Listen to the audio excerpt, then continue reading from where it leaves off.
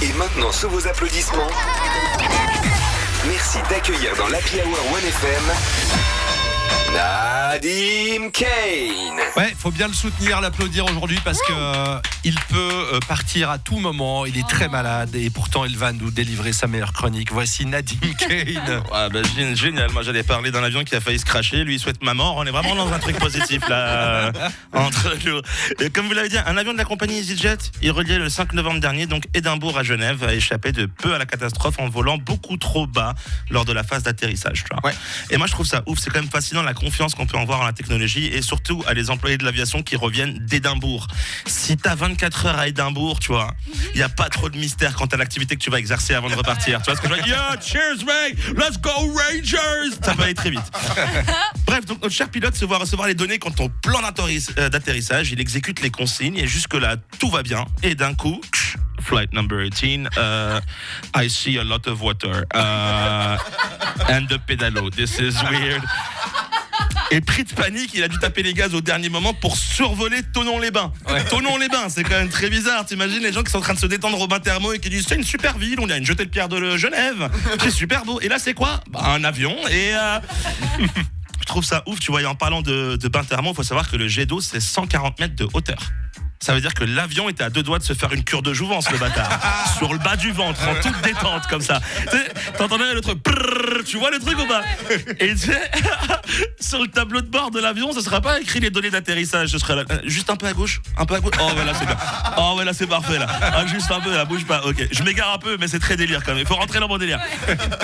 En plus, c'est l'affaire bizarre pour les passagers, quand généralement, tu sais, les employés vous demandent tous de lever les hublots à l'atterrissage pour qu'on voit tout. Là, c'est le contraire, tu vois. Ils sont là, genre, water, baisser les trucs. Tu sais, ces hublots, on dirait les miroirs quand tu t'es fait niquer ta coupe chez le coiffeur. Tu vois ce que je veux dire ou pas? Oui. Tu sais, il sort le miroir et puis t'es là, non, mais tout va bien. Et il joue avec le miroir juste pour que tu vois bien la catastrophe qu'il t'a fait faire.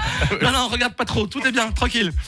240 mètres par rapport au Léman, alors qu'il aurait dû à ce moment-là voler à 750 mètres au-dessus du lac. Non seulement la marge d'erreur elle est quand même conséquente, et l'image est tout de même assez effrayante. Je sais qu'on a lu l'article, on s'est tous dit la même chose. C'est arrivé cette semaine? Non, c'est arrivé en novembre.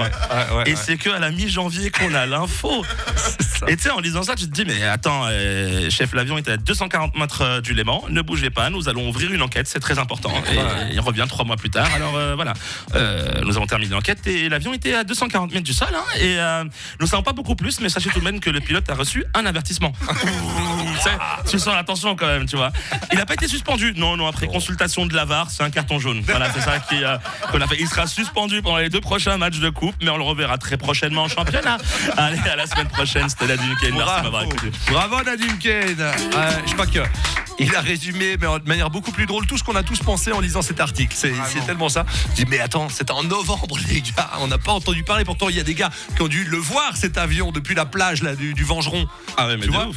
Le temps que l'info arrive, enfin même avoir un peu le vent. Ouais, le vent. Mais c'est pour ça qu'on se posait tous la question, parce qu'on se disait tous, moi j'étais où à ce moment-là? Mais ouais, je veux dire, c'est ça qu'on se disait. Parce qu'on s'est dit, ça va être récent. Tu vois, j'ai dit, peut-être je suis en train de faire un barbecue, puis t'as vu l'avion. Mais je ne sais pas qui sont ces gens qui ont vu cet avion frôler, en fait. C'est ça. En vrai, on peut lancer l'appel. S'il y a des gens qui ont vu cet avion en novembre, là, qui s'est approché beaucoup trop près, parce que ça devait être impressionnant. Déjà, quand ils atterrissent, quand t'es à Versoix, tu les vois passer très proche. Ils sont bas. Un petit WhatsApp 079 107 107 Nadim Kane qu'on retrouve au Caustic Comedy Club à Carouge samedi soir. Vendredi et samedi soir. Vendredi c'est complet, samedi soir il reste une poignée de place, donc venez. Et ben voilà.